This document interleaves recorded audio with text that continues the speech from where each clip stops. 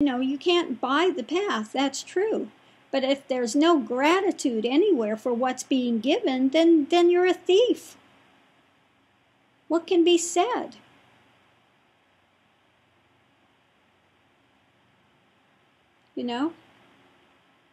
If one actually has funds, it's another story. If one is really struggling and genuinely doesn't have it, that's another thing entirely. And that's why there's never been a charge here for anybody that's genuinely going forward. Because I've been in that space, where I was barely putting food on the table and really didn't have a penny to spare. A lot of Christmases, my child didn't even get anything. There was nothing, literally nothing to give. But that doesn't mean that those come in with money should take advantage of that. Because it's not honest. They're not respecting what's being given. They're pulling a fast one. And so, the universe and God's going to honor that how? They're cutting their own throat, Because any tradition, I don't care what the tradition is, they're supposed to be respectful and take care of the gurus and take care of that because they're giving their time and energy in order to aid humanity.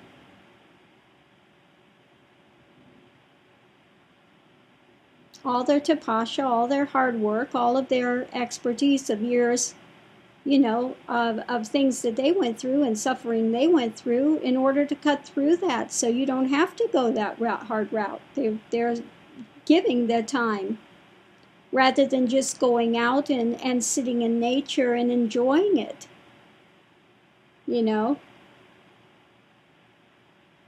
They're dedicating their lives to humanity to help them go forward. And so that's not to be respected. Why? Nonsense. As gurus, we can't help what's happened in other organizations you've been to. I have nothing to do with that. If they've been there spending a lot of money on yagas, or they've been there, paid for an enlightenment course at $5,000-$10,000, or bought Raja's ship for $1 million, I can't help that. It didn't happen here. So why to punish here for what choices you've made? The other thing is that the equal treatment here, regardless of whether people have money or not. Right. Yeah. Right. I don't care if you have money or if you don't. You get equal treatment. That's the way it is. Okay? Nobody's higher or lower on this path. Absolutely not. It's not going to happen. Okay? You can't buy your way. You can never buy realization. You have to actually do the work that's needed. You have to do the surrender. You have to put it into effect. Guru's a catalyst. They're not a candy store. They're just, a merchant that, you come up and pay the money and they hand it out to you. They hand out the wisdom and they continue to give the guidance on what is needed. If counseling is needed, you can come and get counseling, If it's something to do with the path, then that's given. Okay? In direct proportion to your commitment to the path.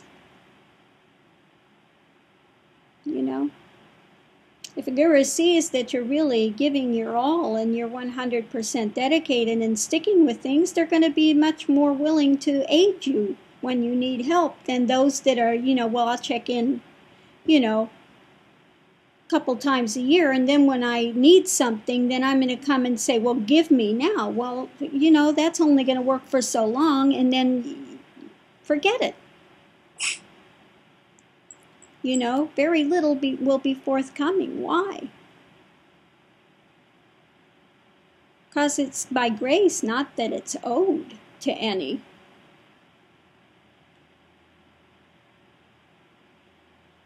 And if I see that people are here making a mockery of things and trying to use and abuse, and they're not serious about genuinely walking a path, they just think, oh, I've got an easy door and they're not going to charge, so I can just come in and demand on my whim, because now I'm having a problem, now you're going to help me. Well, no, go pay for counseling or whatever, because there is no commitment to going forward.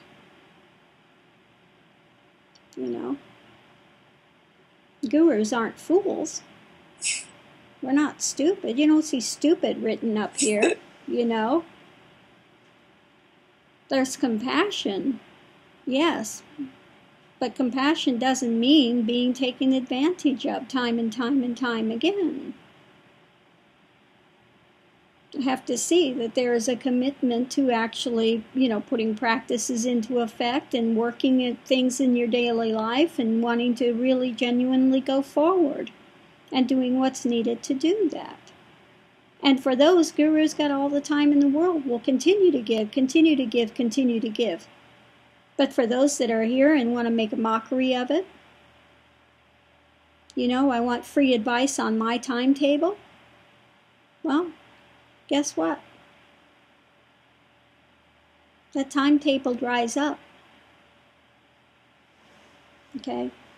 So that's the way that goes.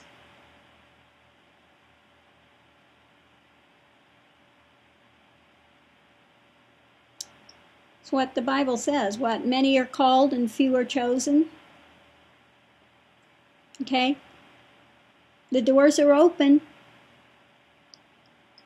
Many are called. It's open. But few are chosen, because why?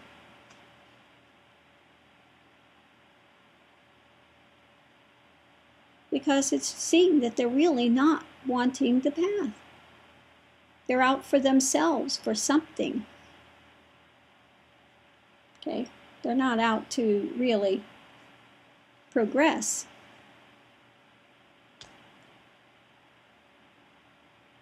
They want another crutch. Another club, another diversion, another something to play with. And when it's seen that it's a play toy, then, not as much hard-hitting grace is going to be given.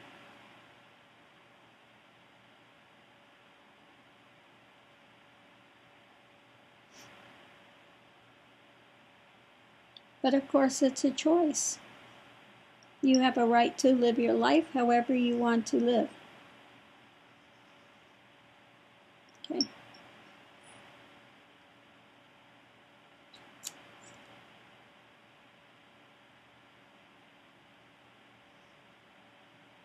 I think there's also this fallacy that if somebody comes and demands that a guru is supposed to drop everything,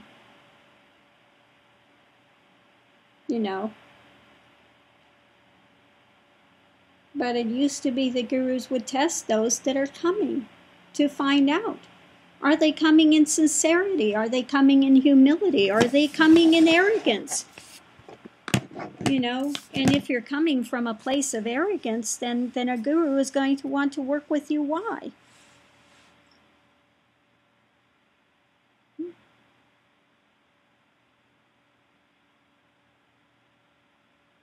People say, well, I want to test the guru. Well, doesn't the guru have a right also to test and look at the sadhaka? Are you a genuine seeker? Are you genuinely after realization? Are you genuinely wanting to go forward in your life? Or are you playing another game?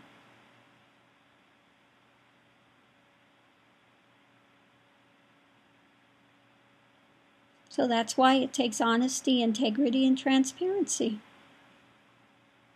And if that's not going to be honored and one is not going to come into the path with honesty, integrity, and transparency, it will become known.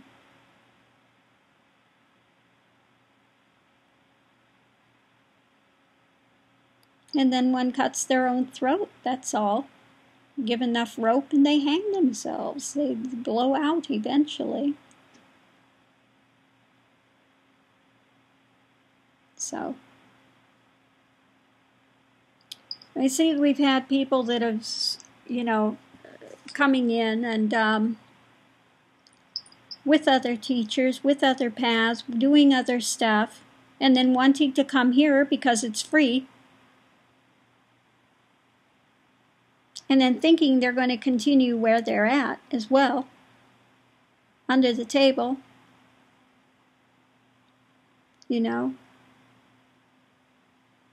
Don't waste your time, because all you'll get is confusion.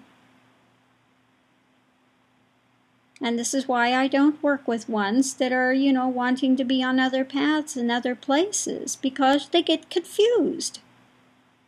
No two teachers work the same, and if you're trying to work in two different ways, two different paths at the same time, you're going to get confusion. And it's not worth any guru's time to continue to have to break through confusion that you yourself are bringing in, because you are wanting to be greedy and have here and there both. One only needs one genuine guru. You don't need two. And that's all. It's not that there's a big competition between this guru and that guru. If it's a genuine guru, that's a Satguru that's in realization, that's all you need. You only need one. The end point is going to be the same, but the direction and guidance given to get to that end point is going to be different, and you can't mix it. You can't, because you'll get in confusion. And I've seen it too many times. I've seen those that come in here and they say, oh no, I'm just, right here. And then you find out later, no, they're out in the net reading this, chasing that, chasing the other thing, and they get in confusion.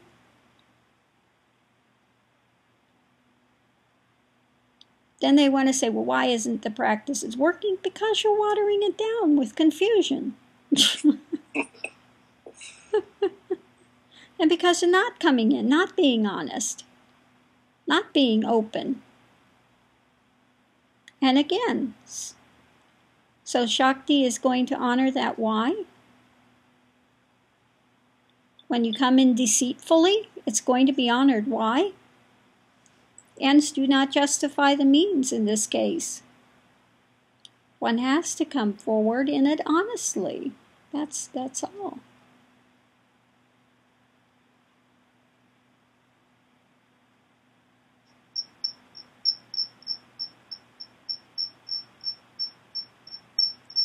So for those that are somewhere else, I say go exhaust that first. Be where you're at. Get all you can get from there. Okay? And then come, honestly, with an empty cup. Don't come in with a cup half full, 3/4 full somewhere else. Then, what can you be given here? There's no room to give you anything. Go enjoy where you're at. Be with that teacher 100% and find out what is there and what's not. If there is forward motion or not. But you're not going to get, if you're not 100% committed there, again, you're digging holes in too many places. You're watering it down. Find out, be with the teacher you're with. 100%. Then one's either progressing or they're not. If they're not, then fine.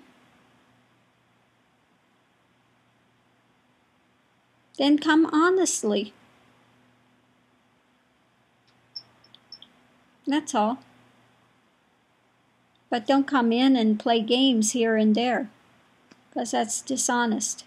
It's dishonest to the other teacher and not respecting them, and it's dishonest here and not respecting here. A teacher should give your time and their attention to you when you're it's like a relationship. If you have a marriage, you're not supposed to be out cheating and running around here and there. Okay? In a marriage, you're supposed to be faithful to your partner, and this is much more than a marriage because there's a commitment to get one to realization. There's a strong bond, a strong commitment made by the guru to the seeker and the seeker to the guru. That's the way it's supposed to be. And so you think that going out and cheating behind the back is right? How? It's not.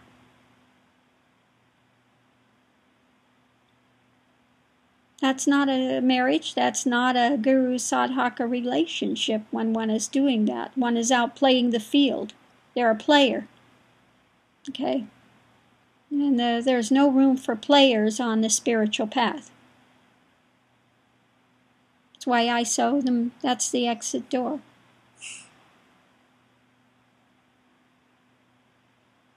Okay?